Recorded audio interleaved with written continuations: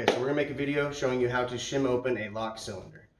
Shimming open a lock cylinder is used whenever you do not have a working key for a lock and you need to get it to turn over as if you did have a working key so that you can pull it apart and rekey it.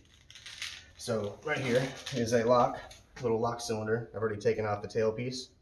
If you have a working key, you would just turn it right now and follow through with the follower to rekey it. But we don't have a working key.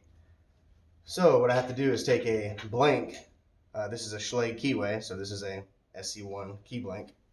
I have to put the blank in there and basically stick this between. I'm trying to separate it between the pins and the driver pins so that I can basically this sticks between the pins and allows it to turn over. So what I'm going to do here is take this blank, stick it in there all the way, and then right here in the back of the cylinder I'm going to put the little shim and put a little bit of pressure on my finger.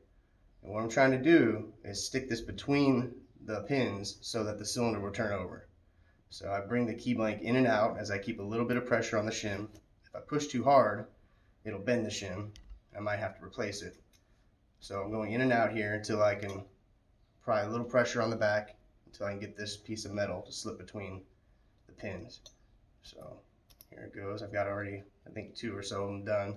I'm just pushing in and out with the blank, and I'm tapping the shim cylinder until I get it to go all the way through all 6 chambers. I believe this one has 6 chambers in it. And there you go. See how it turns over now?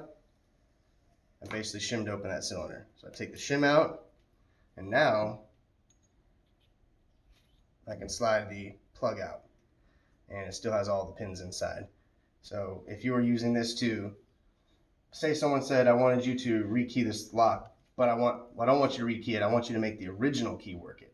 So now what I would do is basically the pins are still in there, so I would just stick the key in there, and then I can see the heights of the pins, and that'll let me know the depths that I need to cut to make those all flush.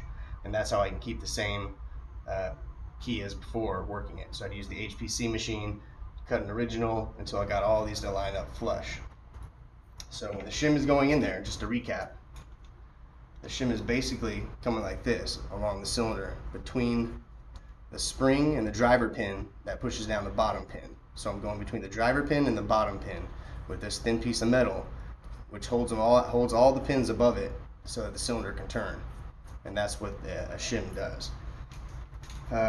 If you like the content, if you please subscribe to our YouTube channel. We put out content a couple times a week.